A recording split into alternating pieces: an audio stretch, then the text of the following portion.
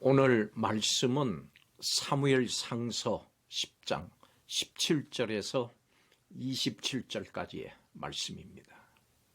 오늘 말씀은 이 앞부분에 이어서 사울이 왕이 되는 세 가지 과정, 즉 사무엘에게 기름 부음을 받는 일, 그리고 왕으로 제비 뽑힌 일, 그리고 마지막으로 암몬과의 전쟁 후에 백성들에 의해서 왕으로 세워지는 일, 이 세 가지 중에 두 번째 과정, 왕으로 제비 뽑힌 일에 관한 기록입니다. 하나님은 그동안 왕으로서 이스라엘을 이끄시고 구원해 주셨기 때문에 자신을 버리고 인간 왕을 요구하는 이스라엘에 실망하십니다. 그렇지만 결국 이스라엘에게 왕을 허락해 주십니다. 왕을 뽑는 방법은 제비뽑기였습니다. 물론 사울과 사무엘은 그 제비뽑기에서 사울이 왕이 될 것을 미리 알고 있었습니다. 그렇지만 이스라엘 백성은 이 제비뽑기의 과정을 통해서 하나님이 사울을 왕으로 선택하셨음을 처음 알게 됩니다. 그런데 일부 불량배들은 사울의 왕됨을 멸시를 하고 그의 능력에 의문을 제기했습니다마는 대부분의 백성은 제비 뽑힌 사울의 준수한 용모를 보고 그에게 호감을 갖고 환호했습니다. 이 환호하는 백성에게 사무엘은 이스라엘에 세워질 왕조의 특징을 설명하고 또 기록해 둡니다. 이스라엘 왕조의 특징은 인간 왕을 세우지만 왕의 왕 대신 하나님의 통치를 받는다고 하는 것입니다. 우리는 오늘 이 말씀을 통해서 오늘 우리가 살고 있는 이 시대의 교회와 연관해서 살펴보겠습니다. 이 시간 우리가 살펴보려고 하는 것은 예수님을 주님으로 고백하는 사람들의 모임인 교회는 과연 하나님을 어떻게 바라봐야 할 것인가 하는 겁니다. 그리고 하나님께서 교회를 세워나가시는 하나님의 뜻에 대해서도 또 그 방법에 대해서도 오늘 말씀을 중심으로 살펴보겠습니다. 첫째로 교회는 하나님의 사랑을 받는 공동체입니다. 교회는 하나님의 사랑으로 만들어진 하나님의 백성들의 모임입니다. 사무엘은 이스라엘 백성을 불러 모아서 하나님의 구원과 이스라엘의 배도에 대해서 말했습니다. 하나님은 이방 나라들로부터 이스라엘을 구원해 주셨는데 이스라엘은 하나님을 버리고 다른 나라처럼 자신들도 인간 왕을 세워달라고 하면서 하나님의 통치를 거부했습니다. 그렇지만 하나님께서는 하나님의 통치를 거부를 하고 하나님을 버리는 이스라엘을 버리지 않으시고 끝까지 사랑하셔서 하나님이 선택하신 왕을 세우시고 다시 하나님의 나라로 세워가셨습니다. 잘 되면 잘 돼서 또 안 되면 안 돼서 하나님을 떠나려고 하는 죄성이 우리 인간에게는 있습니다마는 하나님은 이런 인류를 결코 버리지 않으십니다.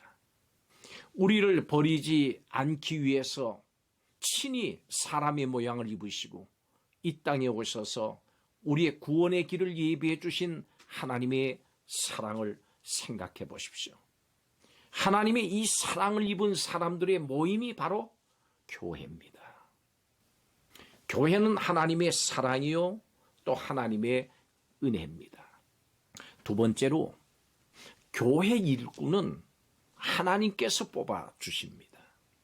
하나님은 하나님의 사랑으로 만들어진 교회를 아름답게 세워나가시기 위해서 교회를 섬길 일꾼을 친히 뽑으십니다. 사무엘은 이스라엘 모든 지파를 모아놓고서 왕으로 세울 자를 뽑았습니다. 지파에서 가족을 그리고 가족에서 한 사람을 왕으로 뽑아가는 그 과정을 주관하신 분은 바로 하나님이셨습니다. 사랑하는 이스라엘을 이끌어갈 왕을 뽑으셨던 하나님은 오늘날에도 사랑하는 교회를 이끌어갈 일꾼을 친히 뽑으십니다. 세 번째, 교회 일꾼은 하나님께서 인정하신 일꾼입니다.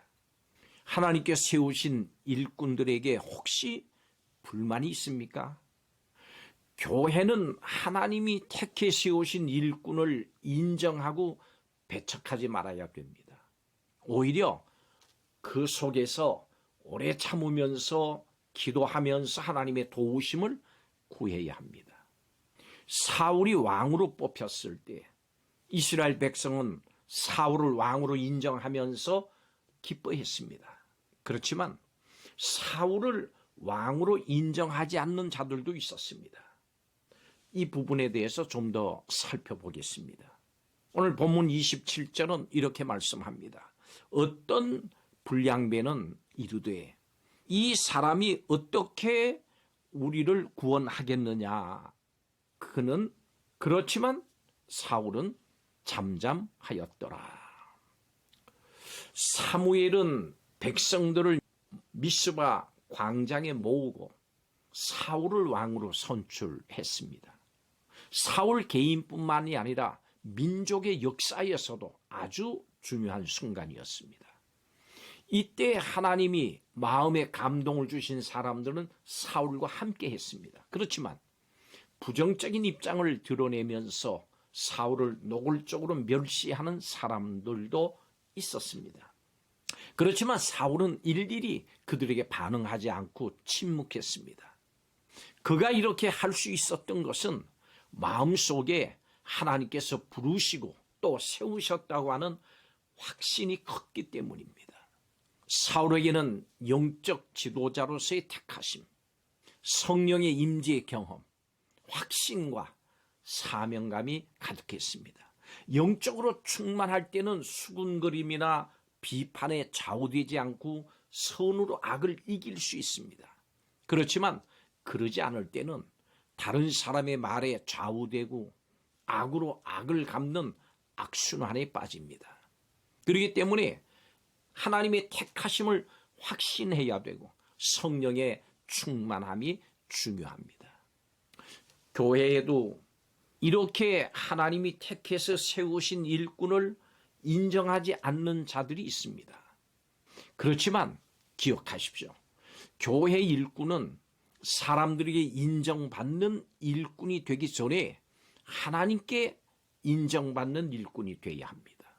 다시 말해서 사람들이 인정해 주지 않아도 하나님께서 인정해 주시기만 하면은 아무런 문제가 되지 않습니다.